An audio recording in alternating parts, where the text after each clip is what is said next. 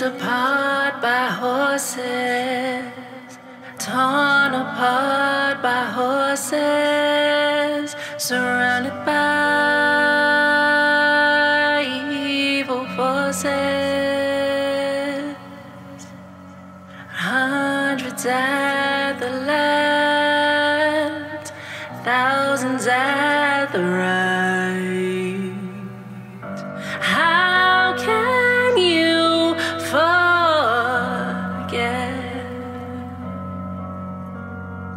Prophesy before your eyes, it would come to pass. It's said in Deuteronomy, obey all his commands, lest ye forget.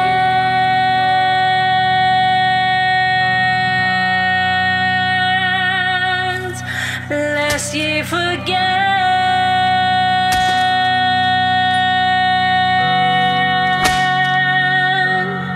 Scattered abroad. The date is August 21st, 1831, on a silent summer evening. Inspired by signs from God, Nat Turner leads a revolutionary slave rebellion that sent shockwaves to Southampton County, Virginia. Going from plantation to plantation, murdering the white slave owners and setting free the slaves, recruiting them to his army with each conquest on a holy mission of freedom. Was he the enraged murderer that the media portrayed him to be? Was he merely inspired by the dream of freedom, like so many slaves often were? Was he driven by divine purpose? What revelations did Nat see in the Holy Bible? Who was Nat Turner? Join us as we answer these questions and many more. Nat Turner, the slave, the prophet, the hero.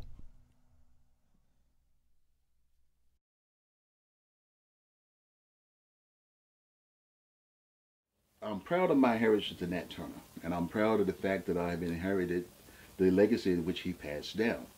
And in doing so, that means that I have to accept everything that was about Nat Turner. A lot of black people do not like to accept the fact that they have a slave background or slave history. I embrace my slave history very well. And the principles that Nat fought for, liberty, honor, equality, those are the principles that I still hold to today. And so, yes, I'm very pleased the fact that Nat was in my lineage, and I'm very pleased to pass that on. I have grandchildren, and I try to instill into them. I use a statement that he used to use. A three little word was his motto: all here now. Nat wanted all people to be free, not just himself. He wanted all people in the black race to be free. He wanted them to be free here or wherever they live, not in some faraway land or back to Africa. And he wanted them to have it now. He tried to do it on August 22, 1831. He wasn't successful, but he did lay that seed. And today, I live here in Virginia, which is the home state of Nat Turner. I have all of my rights and all of my freedoms. Okay? I have all of them right here, and I have all of them now.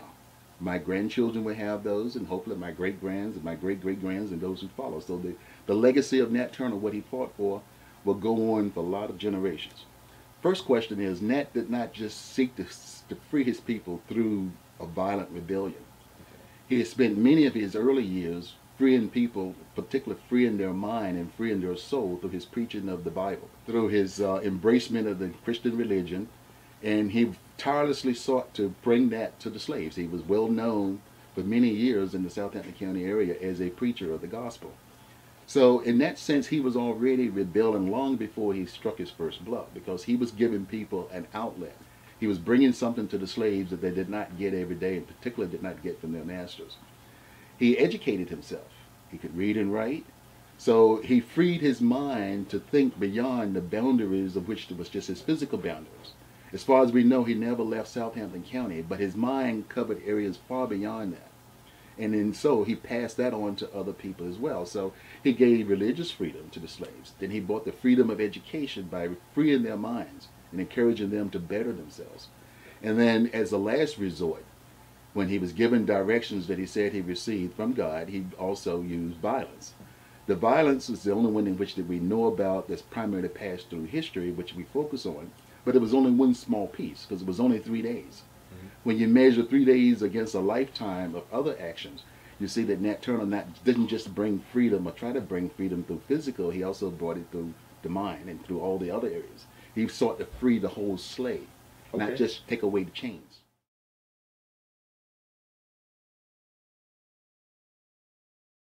There were other slave rebellions prior to Nat Turner in 1831.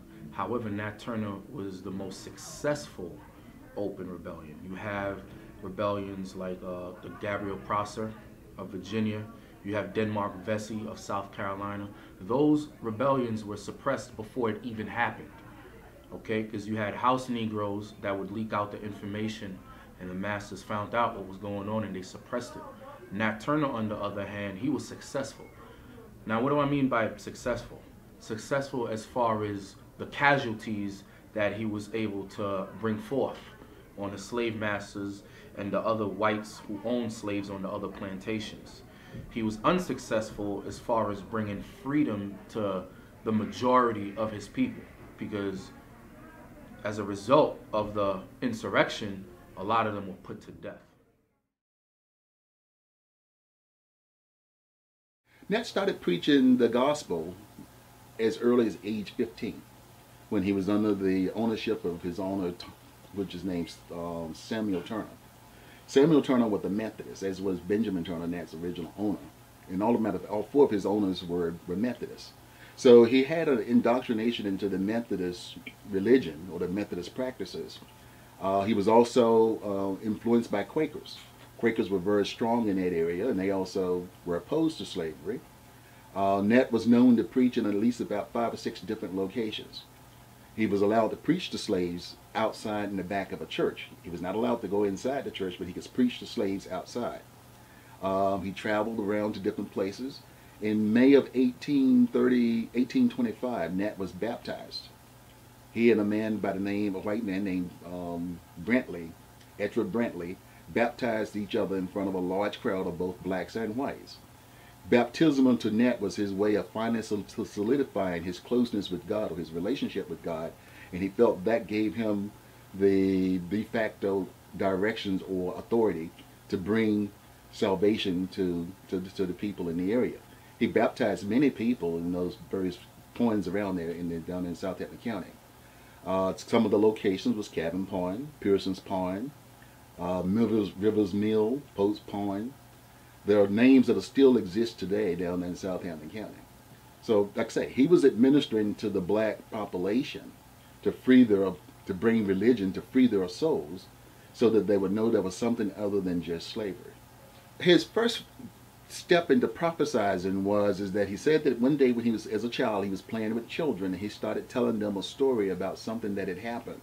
And the adults said that they knew that had happened before he was born. And one of the elders of the plantation, most likely was on Benjamin Turner's plantation, said that anyone who could tell a story before they had happened, they had to have had an insight from God, and that made him a prophet. And as a young child, the word prophet obviously had a significant meaning for Nat. Whether he had already read about prophets in the Bible, he may already have. And so by someone telling him that he was a prophet, he decided that was his direction that he would take. And so he spent his life trying to live up to the prophecy. In his confessions, he said he would fast, he would spend time away alone and commune with God, that he would go out and seek redemption for any past sins that he may have committed. He tried to live a very moral life. He didn't carry money on him. He never sought material gains. And he was known by everyone to be truthful, didn't tell lies. He didn't seek sexual favors, nor would he blaspheme against his neighbors. Since a child, Nat Turner knew that he was ordained to be a prophet. He knew that this was his destiny. When you read the Confessions of Nat Turner, he always quoted the Bible. He used the Bible as fuel for insurrection. All right, and his idol, I should say, for lack of better words, was Jesus the Christ. Now, when you read in the New Testament, when the Pharisees and scribes turned on Christ and the Roman soldiers came along with Judas to take Christ, Christ didn't fight back. Christ willingly gave himself up for his people. The same thing with Nat Turner. Because when you read the confessions, remember, Nat Turner ran away from one of his plantation owners. But he realized what he was destined for, and he returned back to the plantation where he ran away from. He didn't get caught. He willfully returned back because he knew his destiny. And what was his destiny? His destiny was to plan an insurrection and try to fight for freedom. He realized the impact that he would have on the minds of the other slaves, even the ones that didn't join the insurrection. All right, because that's what a leader does. A leader takes action. The slaves were tired of their condition. They were tired of their estate. Therefore, they had to rebel. All right, and Nat Turner was the man to lead that charge. So prior to the insurrection, did Nat Turner have like a history of being like, bad on a slave plantation or a rebellious slave? No, it was actually well liked by from all of that was given on him by all of his masters. He was given a lot of freedom to be a preacher. He started preaching the gospel as early as probably about 15 or 16 years old. Wow, so Nat Turner started preaching the gospel at 15 years old. Yeah, it was early. That's what the estimated time was 15. He during his ownership on the Samuel Turner, he preached around there to the slaves. Both Samuel and Benjamin went through a lot of effort to make sure that their slaves got religion. Really? Even schooling is believed that Benjamin allowed Nat to take classes with his children at a schoolhouse that he ran on the plantation. Wow. Now, there's no actual record of that, but Nat said that he never knew how he learned to read and write, but he had grown up knowing how to read and write, as well as to work numbers. So the logical conclusion is that he took lessons along with Benjamin Turner's children, most likely along with John Clark Turner, and John Clark Turner was known to be Nat Turner's close friend. So much so that during the insurrection, Nat deliberately avoided John Clark Turner's farm and didn't kill anyone there when he could have. And it was later on that was on the farm. John Clark Turner's farm is the farm that Fanny Turner was born on, who was my great-grandmother. That's the way the family, and was from Fanny the line passed on down. So there's every indication that Nat was a well-liked, a well-thought-of person growing up. He ran away from Samuel Turner once. He said that he ran away after mistreatment from an overseer, but he came back after 30 days. And there's no indication that there was never any records that was ever found of like a wanted poster or anything else. So Samuel Turner trusted him to come back, or just assumed Nat would come back, because at that time he probably already was either married to Sherry, or because his mother was still living on the farm, they knew he would come back. So he had a good relationship with the slave masters. He had a good relationship with the slave masters. When he was under Tom Moore allowed him not only to continue to preach, but also to hire himself out to work as a carpenter to other farms. And Joseph Travis continued up that same trend. Joseph Travis was a carriage maker by trade, more so than a farmer. So Nat was allowed to be the semi-overseer, I guess today you would call him a working boss, to the other slaves on the farm to make sure that the farm work got done.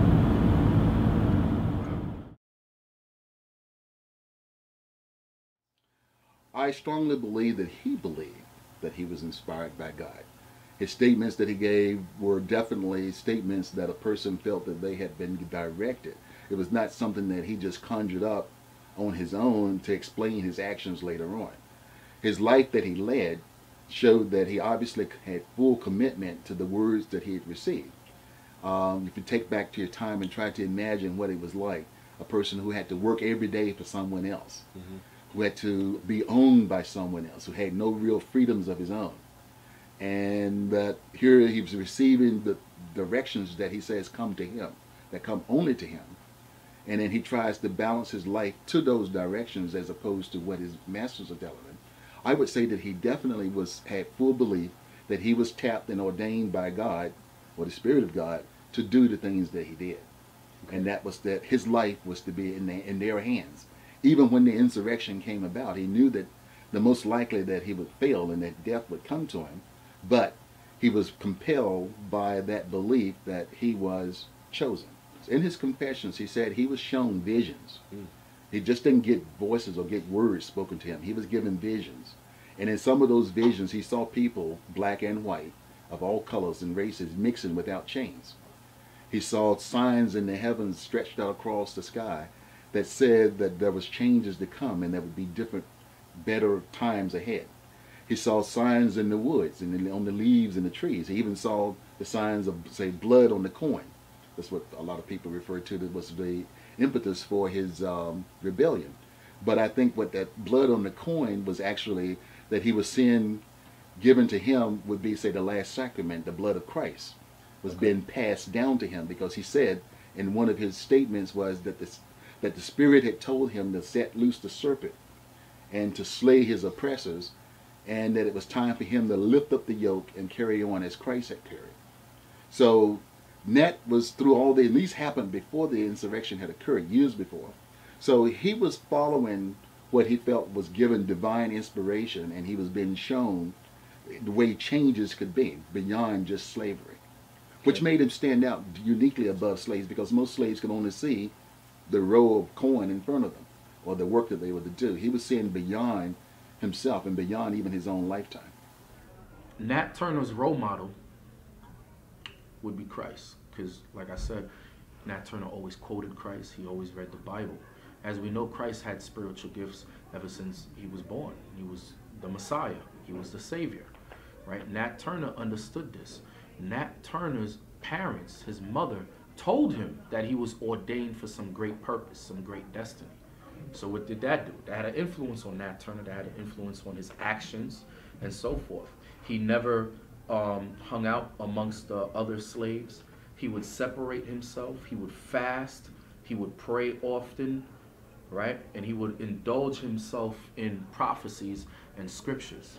So Nat Turner understood that he was ordained from his youth to be a prophet of God, and not only a prophet of God, but to bring forth liberation to his people.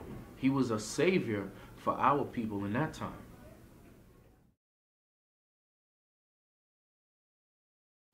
He was referring to the white oppressors, to the slave owners. And he said that he would rise up and slay them with their own weapons. And in doing so, that he would take on the yoke that Christ had borne to bring to freedom to man. So Nat was feeling that his actions was, now he was taking the position when Christ came to the world was to take away the sins of man and to bring redemption to man. So Nat felt that he was also following in that same line, that he was the next person chosen to do that. In his, again, referring back to his confessions, Nat said that there was one particular passage in the Bible that he always carried with him. That was from the book of Matthew, was seek ye the kingdom of heaven, and all things shall be added unto you. He said he developed his life around that. When he would do his prayers, he would spend his time in fasting and in study. He always referred back to that particular passage, seek ye the kingdom of heaven, and all things shall be added unto you. So those, and he also quoted other biblical structures, like for instance when he had escaped from Tom Moore, and he stayed away for 30 days, but then he came back of his own accord and gave himself back to his master. And when the slaves asked him why did he come back when he was already free, he said that he quoted that the person who does not do his master's will, or know his master's will and do it, shall be flogged with many stripes. So again, he was using the Bible to justify some of his actions. So I'm very sure that throughout his life, whatever he did, he used the passages and the learnings that he had picked up in the Bible as a means of explaining his behavior. Nat's ultimate goal of the insurrection was to get to Jerusalem. There was an armory of arms there. Jerusalem as in? Jerusalem as the town. Okay. Okay. In that town, there was an army, like in most all other towns, that the whites, militias maintained their weapons. Rifles, powder, cannons. And Nat, as he moved through the countryside with building his army, his final goal was to get to Jerusalem, seize that armory, and then fortify the city and build it up with a large army of slaves. From that, he would grow an even bigger army and then eventually force the white government to agree to end in slavery. In Jerusalem, I think he had that as maybe even becoming, say, the capital of the new Virginia without slavery, just as Jerusalem is the central capital of the Judeo-Christian religion. So from that, Jerusalem had a very, very significant impact to Nat Turner. But the accident of history, or say the accident of coincidence, Jerusalem was not that significant in the overall scheme of things. And the reason the name was changed from Jerusalem to Cortland, according to their history, was that's where the central courthouse was, the circuit court. And so as to identify that there was the court, the court seat was in the county, they changed the name to Cortland. As a leader of the people, you got to go above and beyond. You got to separate yourself. You got to do things that the norm, outside of the norm, I should say. None of the other slaves were praying and fasting often. None of the other slaves were separating themselves and studying the prophecies and the scriptures and so forth. Nat Turner understood this. He understood his mission. Because remember, it was implanted in him since he was a little kid, from his mother and his grandmother. They told him that he was ordained to be a prophet from his youth. So that always resonated and stayed in the mind of Nat Turner. So what did he do? He started doing things that a prophet does. When you read the scriptures, that's what the prophets did. They didn't entertain things in the world, right? And they were always praying and fasting.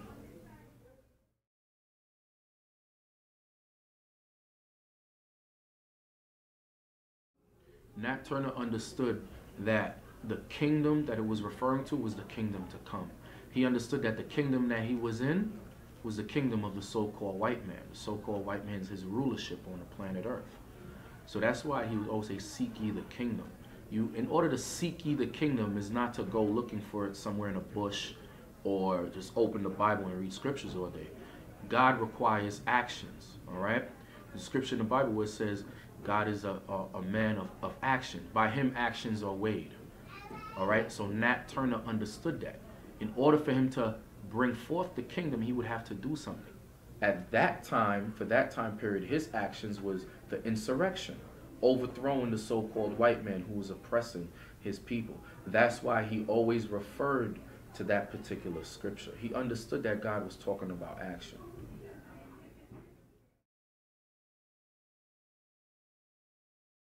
Nat said that in his earliest days, when he began to embrace the religion, the other slaves recognized in him a set of singularity, that he had a vision, so to speak, that they knew that he was separate from the rest of everyone else.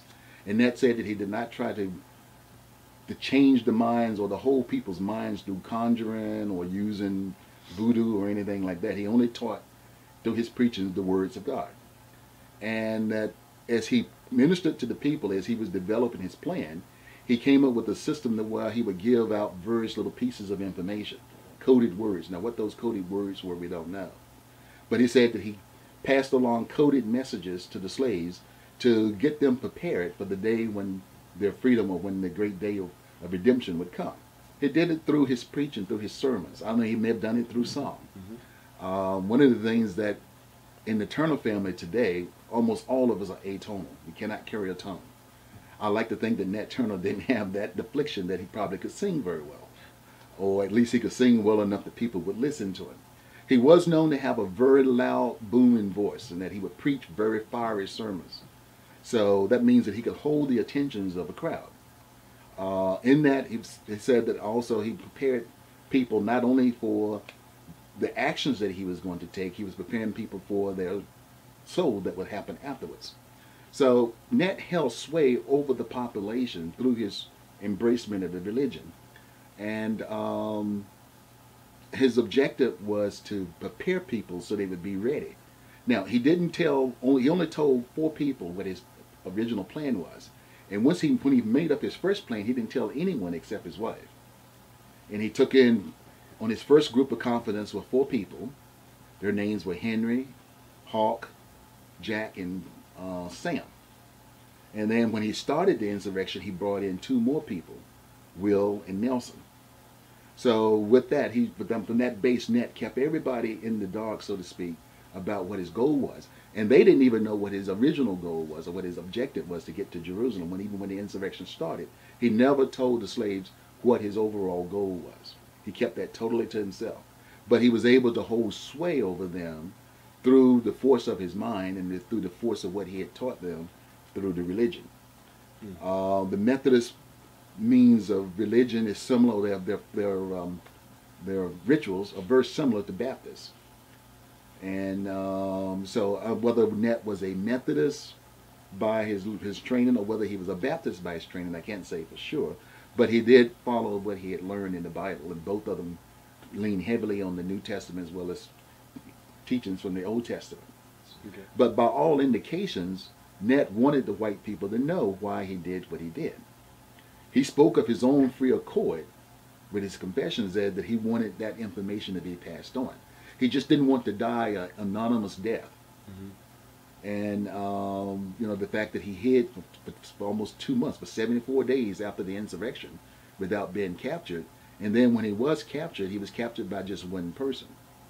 That to me says that Nat had it in his mind, or is either a direction from God that he needed to speak, that he needed to pass on to the next generations. And I'm glad that he did, because without that confessions, we would have almost no real true knowledge of his thoughts. And in that confessions, if you read it very carefully, you can get a very good picture of Nat's true thoughts. That he was a very thoughtful, learned man. His actions were not that of a rash rebel, rebelling against harsh treatment. He was deliberate in what he did. He was deliberate in his intentions, and he was deliberate in what the results was to be. So families, people can come in here and they can do, and a lot of it is not, you have to just sit here sometime and just go through books after books after books and land deeds, and then you get into wills over here.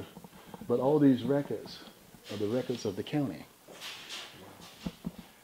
which is a treasure trove, and it just so happened because it happened here that history was preserved. Yeah. So what happened to the family after he did that? The insurrection? Yeah. Okay. Well, Sherry, his wife, Sherry, was living with Gills Reese. She was owned by Gills Reese, and the Reese farm was near the Moore farm from what happened at, and Gills Reese, as her master, was able to protect her and the children. All right. My great-great-grandmother, Charlotte, was just a baby. She was born in 1830. This was in 1831 when it happened. All right. So they were protected either by Gills Reese giving them to the Indians, or some said that they stayed on the Indian reservations, others said that he moved them to another location. All right. But he were able to protect them. All right. And they were not killed by the backlash of the whites that was running around killing just about any black person they could get their hands on. And they definitely wanted to kill off his family.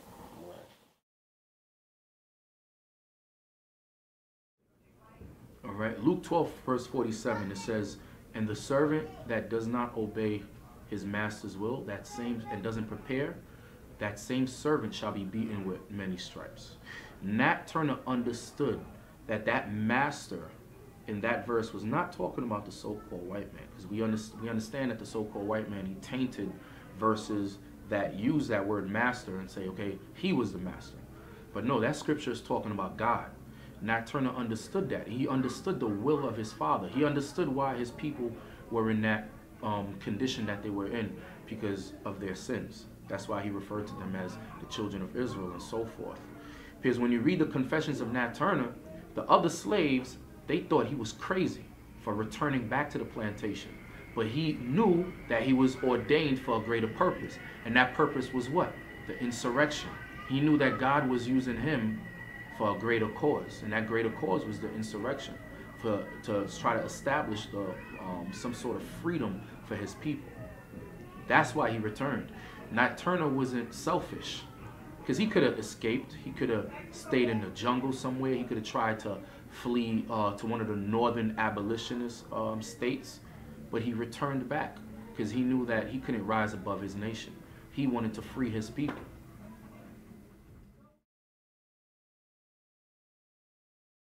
His head was removed from his body and given over to medical studies. What they did with it and removing of the brain and all that I don't know now.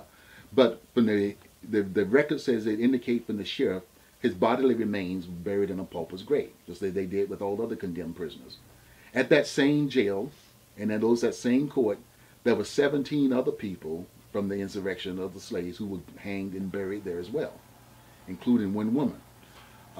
They used that cemetery to bury anyone who was executed, whether it would be black or white. And it was used for a number of years, and then eventually when the new courthouse was built, the cemetery was closed down and was paved over and a road was built over it. So Nat Turner's lower body was probably buried there. His head was supposed to be taken to the College of William and Mary, where it was given to the medical department where they studied, and the head stayed there for a number of years, and then it was disappeared. No one knows exactly what all happened. There's some other legends. Again, like I say, the legends of Nat Turner started on November the 11th. Everything that has been, for the most part, written out, a lot of legends came out that Nat Turner was not hanged, that he lived in the Dismal Swamp. That's not true. There was legends in South Carolina and Texas that Nat Turner escaped from Virginia and came down there. There was other legends that Nat Turner lived with the Indians. If you go with, there's some Indian tribes down in North Carolina claim that Nat Turner was on their records of 1850. Indian tribes usually kept census different than the U.S. census. And they say that there's a Nat Turner on one of their censuses in 1850, and that means he would not have died in 1831. We know that's not true either.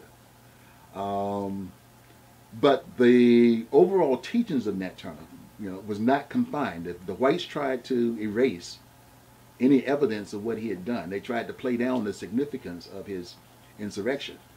The abolitionists, particularly like William Lord Garrison, published in almost every weekly and in one of his newspapers something about Nat Turner or from the insurrection that had happened at that time. A lot of the other abolitionists that was working in Maryland, New York, they used Nat Turner many times in their speeches. Frederick Douglass quoted Nat Turner many times in his speeches that he gave as to the reasons to why slavery had to end. So those were positive portions of Nat Turner. And through the history of it, through the legends, say through his family, his children were hidden, which one of them was my great-great-great-grandmother. And therefore, the legacy of Nat Turner as a genetic legacy did not die either. Okay. The whites could not erase, so they could not erase his seed. They could not erase what he had accomplished, nor could they erase from them the thoughts of people what his goals and objectives were, because those goals and objectives did become realities later on. So Nat Turner, even though he died on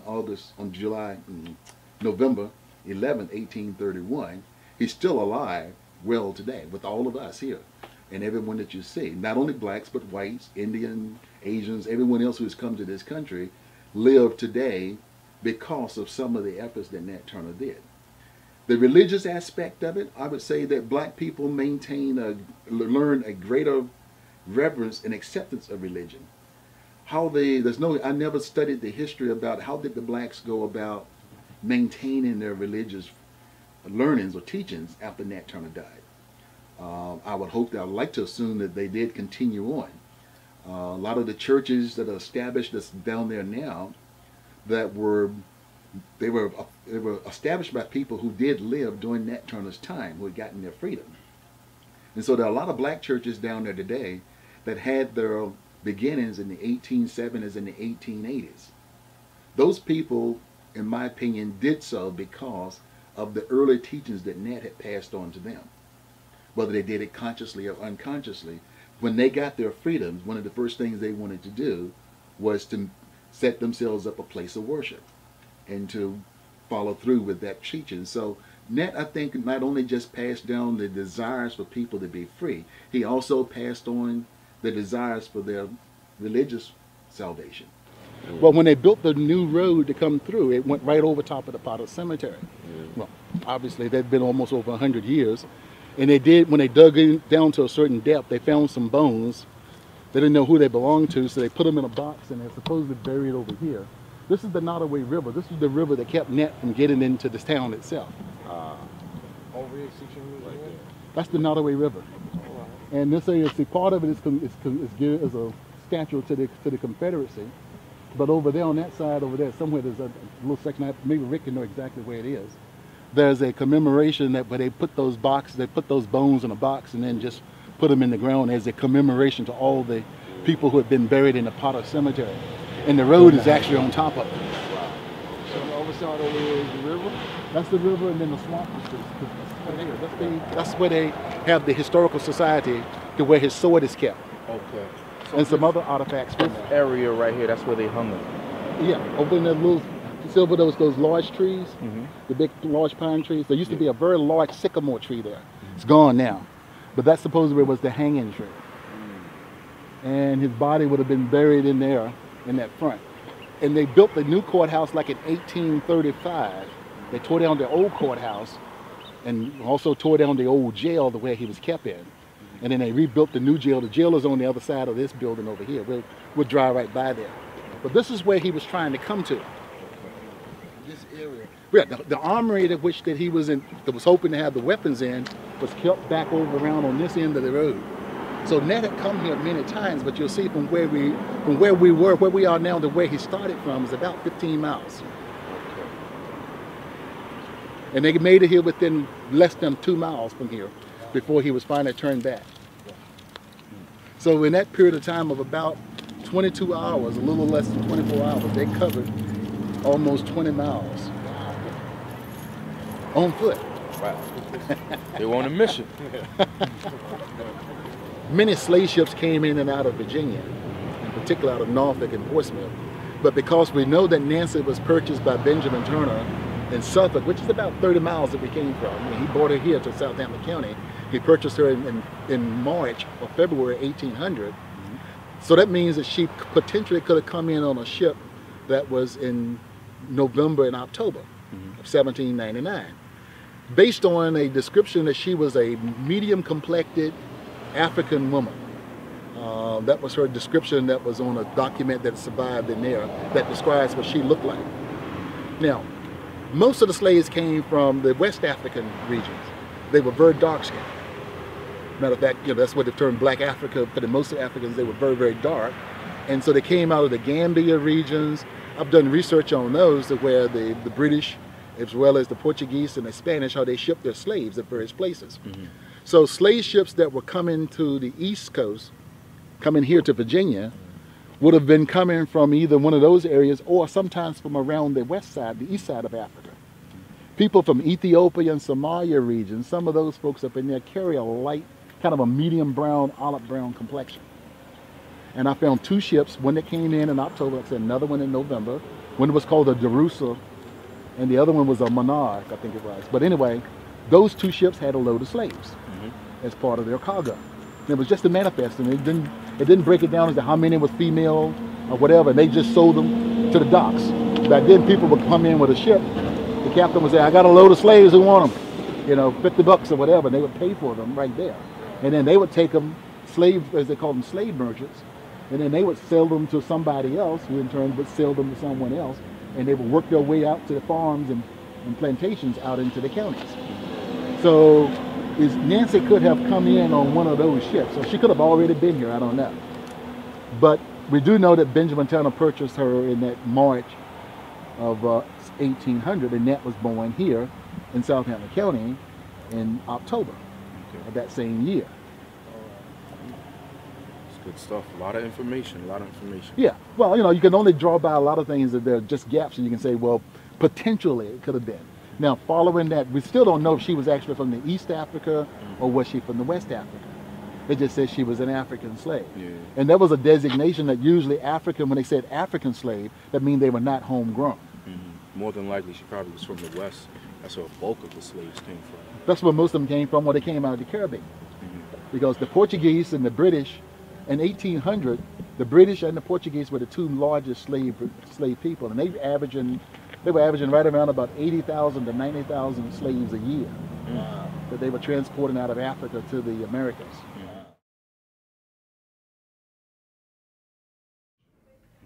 Nat Turner understood that the white spirits and the black spirits that he's seen in his vision was talking about the so-called white man and the so-called blacks that were enslaved at that time.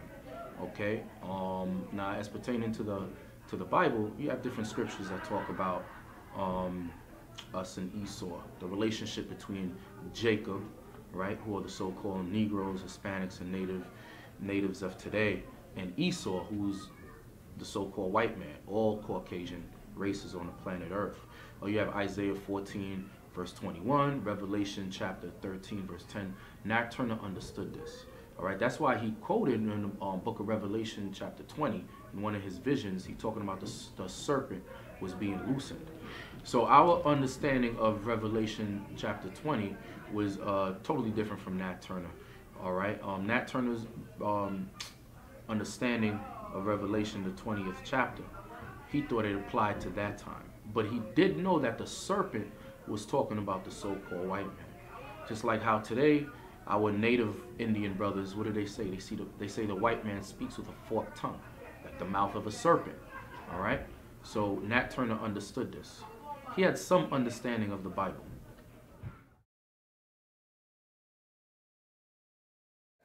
And one of the issues that the slave owners definitely recognized, that with Nat having religious freedom, freedom to pursue his religion, freedom to learn and to read and write, was something that they definitely saw as a danger.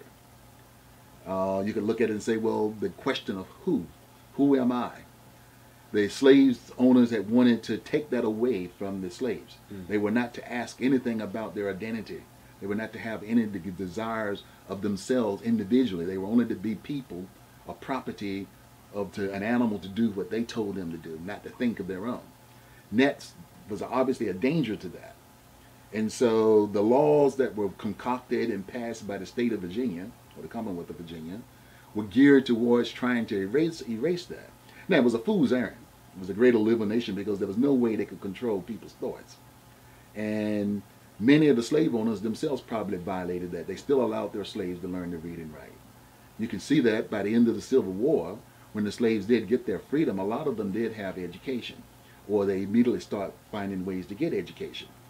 So that was a failure by the white population as well. They could not control the thoughts of man, and they could not erase what Nat Turner had brought out into their face, the needs within the slave owners themselves, to recognize the fact that slaves were people, that we were God's creatures, that we were people deserving to get to the same religion as they had, and that we had the right to the same rights, the same privileges, the same advantages that they had, even though they were adamant and stuck on trying to deny that. In that time period, one of the things that Nat obviously had read about was Gabriel Prosser, that had happened in 1800, to where Gabriel Prosser was betrayed because other people knew about his plan, and they told the whites about what the blacks were going to do. And as they tried to get together, the whites were able to break them up. So Nat was not the first rebellion. His was considered to be for the first successful rebellion in that it happened. He didn't succeed in the overall goal, but he did manage to fire, to have an actual firing shots. Now the Gabriel Prosser rebellion, that was in Virginia as well, so he received word of that. Well, but he was that happened in 1800. In August of 1800, Nat wasn't born. Okay. At the time. All right. And Gabriel Prosser was hanged in October, around the same time Nat was born. But the stories probably had passed down to him about that Gabriel Prosser was betrayed by other blacks who knew about it, and they told the whites what was going to happen. So Nat didn't tell anybody.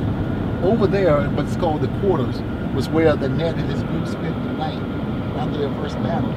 The militia used to be a big house down here. It was where a lot of the white families ran to. See where those grain pieces are sticking up in the hill? There was a house right there. It was called Ridley's Quarter. And the militias were quartered up over there at night. And Nat was in those woods back up over there.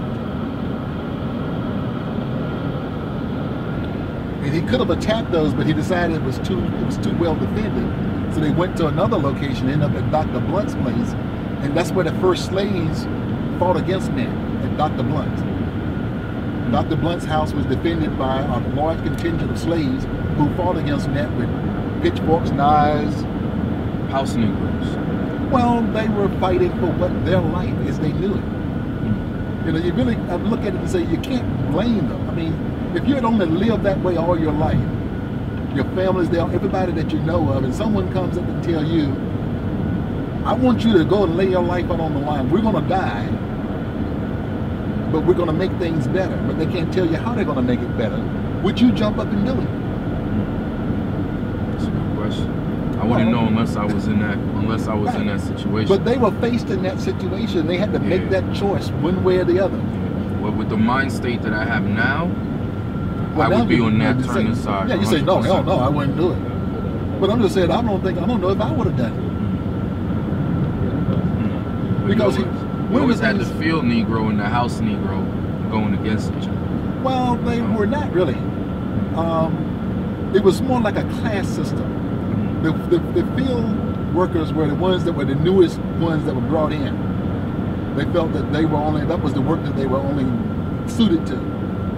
The people who worked in their homes or worked in the cities, worked at trades, they had been slaves all their lives most of the time, and so they were well conditioned, and therefore they had learned to be, for the most part, tame, and had learned skills and learned things that they could do other than just work out in the field.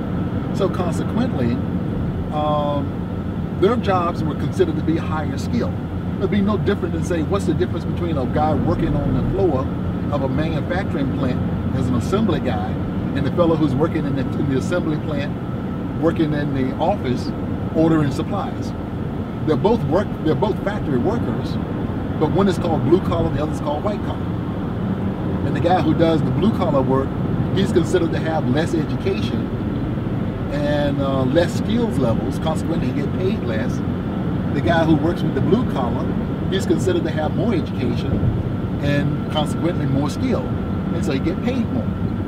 They both come to work at the same time, they both go into the same building, but yet, one wears a white shirt, the other wears a blue shirt. Or one wears a tie, and the other guy didn't wear a tie. So that was the same division that you had. Like, see, that's cotton right there. That was the main crop down here, was cotton and corn. And so most of the workers worked in the cotton.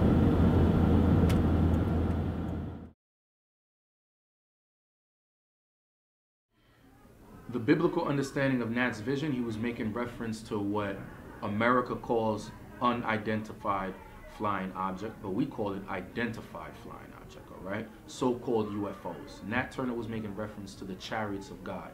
You can read about that in Psalms chapter 104. All right, just like Christ said in the New Testament in the book of Acts, he said, behold, the same way you see me going up is the same way I'm going to come back.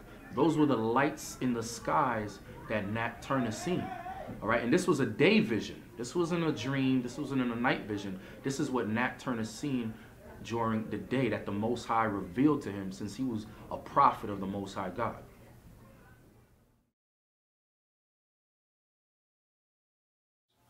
Listening as a slave, listening to the scripture being told to you by a white master that says God see you as a soul, as a person, not as a slave. It does not have the same meaning as a black person standing up telling you, who is a slave, that God has meaning for you as a person and you have a soul. So right there, by Nat being a preacher and bringing that to the blacks, it was a contradiction and it was a paradox from what the whites were trying to bring in. Being able to speak the language that they could understand. He could tell them things in which that the whites never could tell them. He could speak in ways in which that the whites would not speak. Even today, when I go to, say, to Baptist churches, a lot of times I go around to other places, and you can always see the differences in a white preacher versus a black preacher. Black people tend to be very emotional, very expressive, very gregarious with their feelings inside, and they bring them out in ways in which they really work the crowd up. White preachers tend to be cerebral. They tend to be more educational, say more scholarly. They talk about the rights of man. They talk about what God intends, but they don't bring out emotions. They don't give you a good feeling when you walk away that says, yeah, I felt the spirit today. They gave you the message, and that was it. Nat didn't just give the message. He brought the people in. He got them into their, got into their soul. And in doing so, yes, obviously he taught against what the whites were teaching them. But he was also teaching from the same, they're getting the information from the same book. But he's passing information down to them as he was able to channel it. And I've often tried to say, well, what was it like at a sermon that Nat Turner would have been given? I try to imagine myself, say, on a hot July Sunday, sitting out on the grass, being eaten up by bugs. You know, all the people around me are slaves, field hands, and every kind of a characterization of everything else. Most of them cannot read or write or doesn't know anything. And here's this guy up here telling you that you are a child of God, that there's a better way for you, that there's something that's going to be coming for you one day. And he's telling it in a way that which you can understand it. And he speaks it in a way that you can feel that. You know, how would the audience have responded to that as opposed to sitting in that same spot and a white guy sits there and he reads passages from the Bible and then says amen and then walks away? Obviously, Nat had a much better effect on the population of the blacks than the whites did. And a lot of white masters probably saw that, and some of them may have recognized it as a potential danger. Others may have saw it as, well, as long as they keep the slaves happy and they pick more cotton, okay. Because to them, it was all about commerce. If they did not interfere with the slaves' work, they were okay with it. I think probably that was more the issue at the beginning. After the insurrection happened, obviously they saw that as a real danger. And that was why a lot of the laws was passed to prevent congregations or prevent people from gathering, and they could only get the readings of the Bible, say, from a white person. They wanted to control that, but they couldn't. And as you know, it was an obvious failure on their part as well. So yes, Nat Turner definitely opposed the established system, but at the same time, he didn't do it in a way where it created conflict. He gave the people what they needed.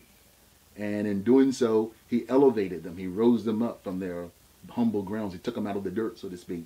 And even though they were slaves, they were dirty, they had welts on their back, they had to go out the next day and do the same thing that they had always done every day, they had a hope in their souls that there was something better. And it was coming. It was going to come in their lifetime. Even though it may have never happened. It did come in the lifetimes of their descendants.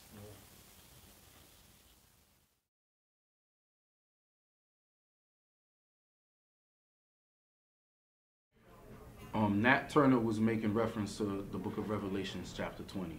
All right. He had some pretty, basic understanding of the scriptures. He knew who the serpent was, being a so-called white man. Just like our native brothers, they say the white man speaks with a forked tongue. What has a forked tongue? A snake, a serpent.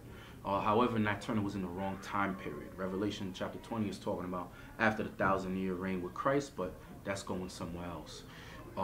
As far as the first should be last and the last should be first, that's making reference to the book of Genesis, when Jacob came out, Esau came out, and Jacob took hold of Esau's heel, and also 2 Ezra 6 and 9, where it says Esau is the end of the world, and Jacob is the beginning of it that followeth.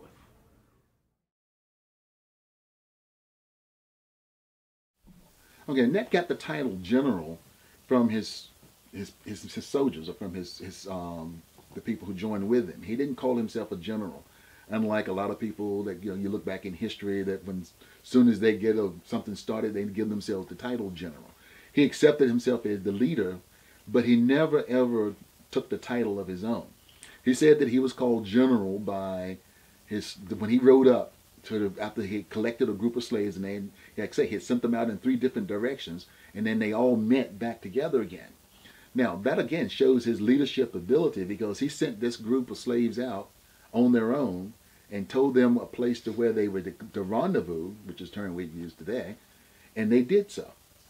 The directions when he broke them off was at night, and they had to navigate their way through the way he told them to go and find out to get to that location. The assumption would be made that the slaves knew where they were going, obviously, as Nat did, but even with that, they still could have went in any direction, could have went someplace else. But he was able to collect all of his groups back together. And when those groups had collected back with the slaves that they had brought with them as they picked up along the way, who themselves didn't know Nat's plan. They didn't even know that the insurrection had started until it came to their house. And then those slaves were able to convince them to go, and they came because of Nat. And when Nat came up and joined with them, that's when they all cheered out and referred to him as General Nat. Then when he went to another location, which he had sent the force ahead of him, and by the time he caught up with them, they had already killed all the white people who were there at the house. They all hailed him as General Nat again. Then the term general was referred to by some of the slaves in their trial when they were captured later on. And that's where the term General Net came from. But Net himself, even in his trial, he never referred to himself as a general. He was the leader. He accepted the responsibility of the leader, but he didn't give himself a title. The lady who lived there. This is where Net was believed to have gotten sword that he had when he was captured. So Net. Wow. And they would have probably used wood, most likely.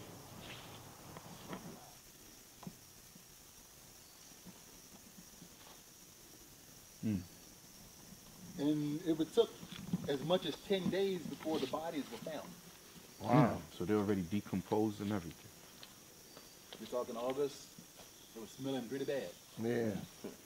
Matter of fact, at the Whitehead place, they even talked about when the white people, when they came there to it, that they had discovered that the pigs had been eating on the bodies. Because pigs are scavengers, and meat is, they eat anything that's meat. They tell you all what you eat. Nat Turner understood the role that he had to play. He understood what he was ordained for, what he was destined for. And like I said before, his role model was Jesus the Christ. And he understood how Christ died for his people. He knew that he had to die for his people. And he knew that it wouldn't be a wonderful death. It wouldn't be a pleasant death. He would either be hung or crucified, just like Christ was crucified. And Nat Turner was ready for that. He understood that. Because remember, he ran away from one of his plantation owners. But by him not being selfish, he returned back for his people. And he understood what would be the results of that insurrection. His main objective was to go throughout plantation and plantation, pick up as much resources as he could, resources being free the slaves and ammunition and so forth, swords, guns, and knives. However, he did say that he was not going to kill those poor whites that lived amongst the slave owners who they themselves didn't own slaves. That's why he spared them. But the women and men and children who had slaves, they were put to death.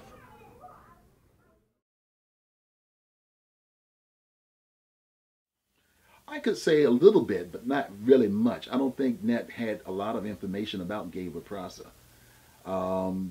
It was just from the basic sense of time. 1800 to 1822, when Nat began to start really giving serious considerations to an insurrection. And by 1828, when he put the insurrection, started putting it into his plan. I don't think he carried too much information about Gabriel Prosser. I believe he was given more directions towards what he was receiving from the Bible. Now, there was other things that had happened during that same time period. In 1824, the American Colonization Society started to send slaves or freed slaves back to Liberia. They had established the colony of Liberia, and a lot of slaves from Virginia were sent to Liberia, including some out of Southampton County. There's documented evidence. One of the presidents of Liberia, a fellow by the name of Garner, his family was freed from out of Southampton County. And he was born in Liberia, but he became the president of Liberia in 1888. So Nat could have heard about that. He obviously would have been known about, words would have probably been passed around through word of mouth from the slaves, that if you could get free, you could go back to Africa. But because Nat's direction was geared to freedom here, I don't think he would have followed through with that as an area. Some of the other insurrections in other areas about, other slave revolts that occurred in other areas of the country, including in the Caribbean. He might have heard some about that too. But apparently from everything that I've read on Nat, all of his directions and all of his inspirations for his insurrection came from within himself, from what he said he received from God and from his interpretations from what he read in the Bible. So that's the way it originally looked. Had a porch out on it, with the big windows up at the front. There's that window there, and there was a doorway up there too. But this was a real stately house.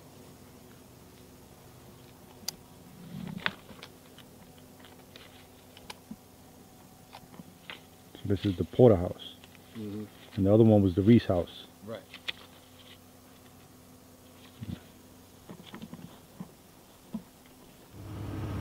Now he could have. This is where he could have got the Bible from. You know, some altruistic or white person could have decided that the Negroes needed the Bible, or the Negro preacher needed the Bible, and gave it to him. So supposedly the white people would listen to him preach because he was so much more better at it than the white preachers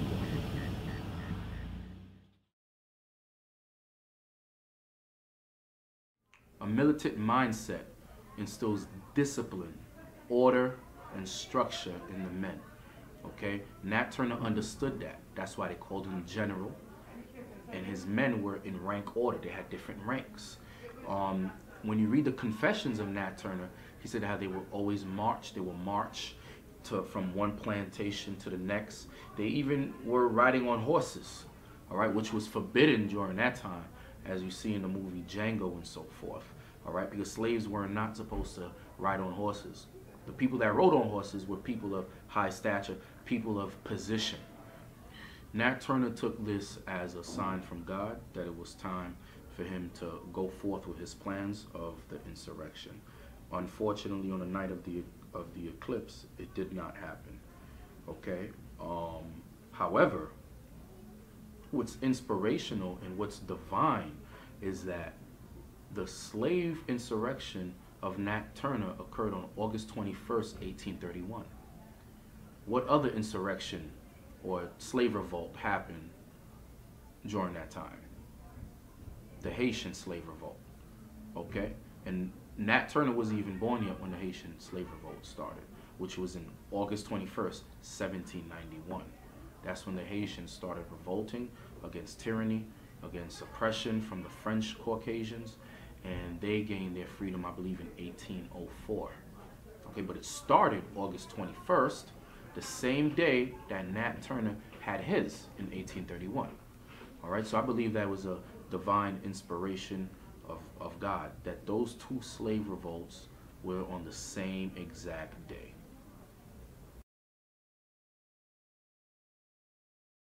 Referring to his confessions, Nat said that after his last battle, when he realized that all hope was lost, he and two other slaves worked their way back into the swamps near Cabin Pond.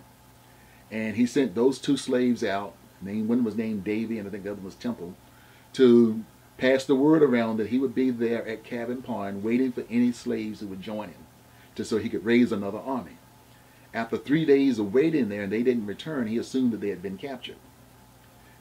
There's no record that they were captured. They probably just went back home. He said after a few days of waiting there, he started seeing white people coming around as though they were looking for someone. So he decided that now that everything was lost, so he decided to go into hiding. And he went into an area of the woods near where he had originally started from, near the Cabin Pond, and he hid out there in what they call a cave. People think of the term of a cave as being this piece of monolithic thing similar to a cave that you would see in Luray Cave. It was really just a hole that he dug in an embankment under a tree. And he lived in there for over 60 days, coming out only at night to get food and water and probably to go around the houses. It was also during that time that he more than likely had communications with his wife and probably a few other slaves. But he said that one night when he had been out and he came back, a dog had came into the cave for some food that he had hidden there. And then a few nights later, that same dog came back with some other slaves who were hunting, and they discovered him, and he'd been afraid that those slaves would turn him in. He left that cave and went to another location. He hid out from when the army, again, the militia started looking for him because the word was now had been passed out. A lot of them had thought Nat had escaped to the Dismal Swamp. During this whole time of those nearly 70 days that he was out in hiding, no one knew exactly where he was. Or no white people knew that he was. They were still looking for him. There was wanted posters out. There were militias on the road every night looking for him. But he managed to avoid them and stay hidden. And on his last day when he was captured, he said he was hiding again from a group of militia when Benjamin Phelps just happened to come across where he was hiding and raised his gun on him. And he said that he felt that it was better to turn himself in to Benjamin Phelps than to one of the militia groups. which was probably a smart move because the malicious group probably would either shot him or hanged him right then and there. Benjamin Phelps took him in to get the reward, and that's how he was brought in for trial. So that's the, again, those were the actual facts about it. The legends of it was how many places he traveled to, that he went into people's houses and did chop up some more people later on. None of that was true. Who wants to be associated with that? When I was in Africa, a lot of the African people told me that you shouldn't say you're from slaves. You're an American. Because they're slaves. And this is what the Africans were telling you when you went to Africa? Yeah.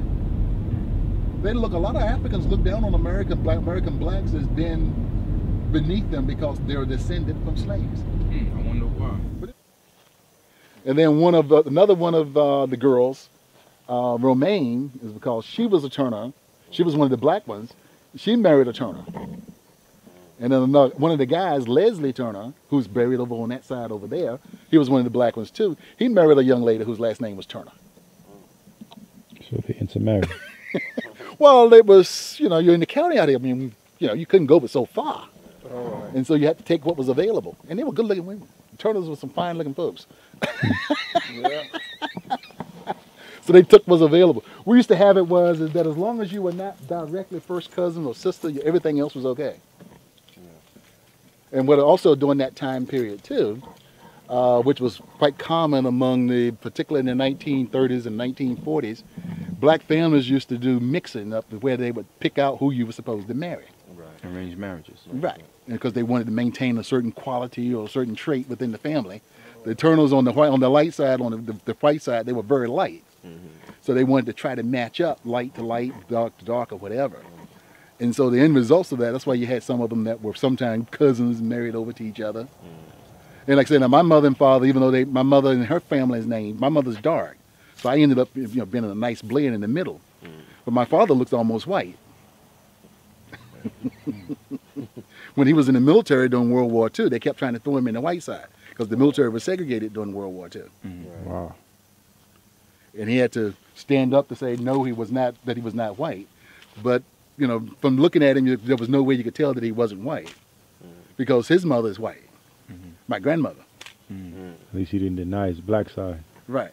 And see, Herbert Turner was half white, but Anzella, who was his wife, was his third wife. She was mostly all white, but she was a little bit of Indian. But she looks almost all white. So her children that she had with him were all white, but the children that he had with his other wives were dark. People used to say the average picker was expected to pick over 200 pounds a day. Otherwise, you get a whipping. A good, exceptional picker man could pick 300 pounds a day. So Nat would usually be expected to pick anywhere between 250 to 300 pounds of cotton a day during cotton season. Now, it only comes in once a year. Wow. But during the time when it's in, they had to collect it and get it in. Now, during Nat's time, corn was more of the bigger crop than cotton. They did grow cotton out here, and peanuts didn't come until later. All right. Tobacco was a big crop, and corn was the big crop. So the house is like back there with the house is right over there. Where the opening is, on this side right over here. All right. When they came out, that was where the house was moved to. That was where either the slaves that lived at, and the main house was further down there. So they actually killed them down there. But this was the house that stood here for a long time, but the house that they were actually killed in. The Turners no longer own any of this land over here, nor do the Francens. So this cotton that I just picked is from the Travis plantation. Yeah. The used to be. Yeah, see what you do is the cotton gin, you see the seeds in it? Yeah. But getting the seeds out was the hardest part. That's why you have to have a cotton gin. All and right. trying to pull that seed out during the time of Nat Turner, the cotton gin had just started being developed. And the way you get you have to pull that seed out of the seed out of there. So that's what it was getting, the cotton or the seed. That's what they wanted. They wanted the fiber. You get the seeds out, and then now you could take this. If you take this and start rolling it, you just throw your seeds down and roll the cotton like that. You can make it into a thread. All right. This is well, I'll show this is amazing. Okay? Yeah. See, roll it into a thread. And you keep rolling it and rolling it and rolling it and rolling it to become strong enough as a material. And then they mix it with some type of liquid that makes it stick together. And then you twist it and twist it and twist it, tighten it, and you can get a fiber. See?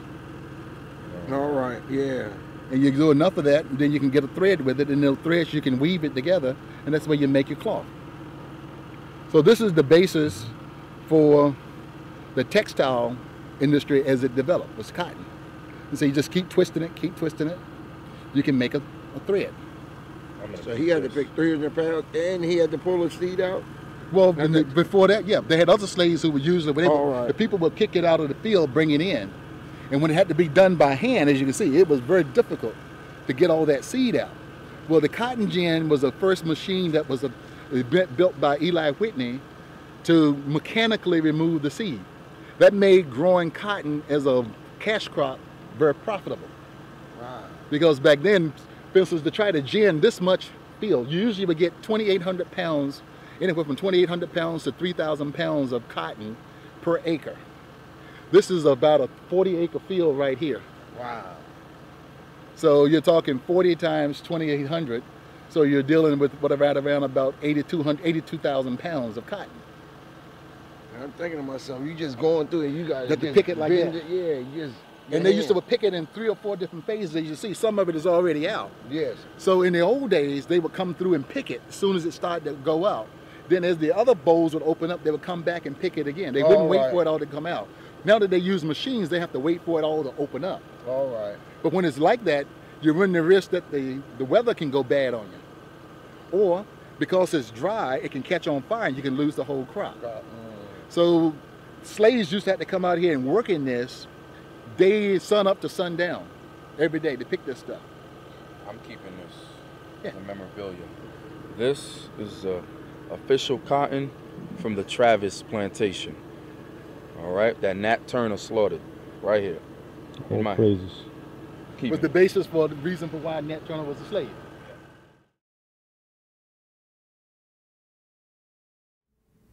Confidence was to be gained. The thought of freedom was to be gained. To inspire the minds of other so-called slaves was to be gained. All right. The slaves at that time, we had to serve out our captivity because it was written in the Holy Bible. All right. Inspiration is a big thing with our people. If we could inspire the minds of one, we could inspire the minds of 1,000.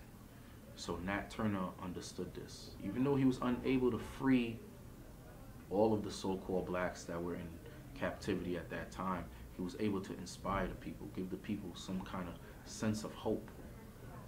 Nat Turner teaches us a lot today. He teaches us that whatever state we're in, whatever position we're in, we could never rise above our people.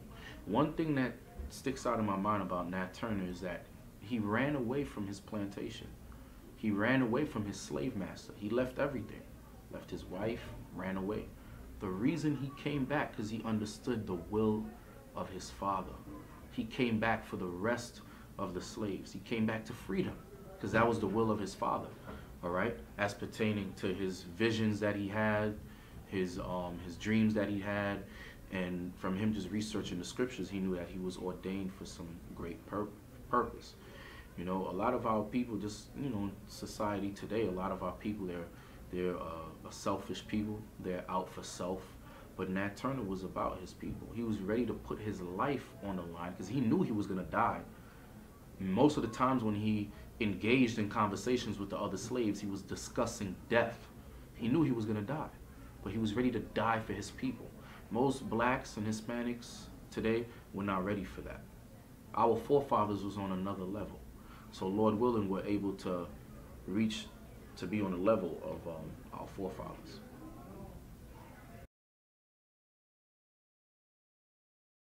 One of the things I always do, I consider is my life's work and my contribution to the Nat Turner legend, is to pass on the information that I've accumulated over the years to Nat so that the actual fact can be given. As I said, the actual fact of Nat Turner's life was from October 2nd, 1800 to November 11, 1831. the fiction or the history and the myth of the man since that time has been many variations and many, many different ways of people have interpreted or presented that information. Some of it accurate, some of it not very accurate, some of it just plain long out and out false, and some of it even maliciously out and out false. So if I can, through what I've accumulated and pass on and through functions such as this, can educate just a few people with who the real Nat Turner was, then I feel that my goal and my commitment to Nat and my commitment to my lineage to Nat is fulfilled. So hopefully you guys can use this information, or you use this information any way you want to, and we'll use it to educate others.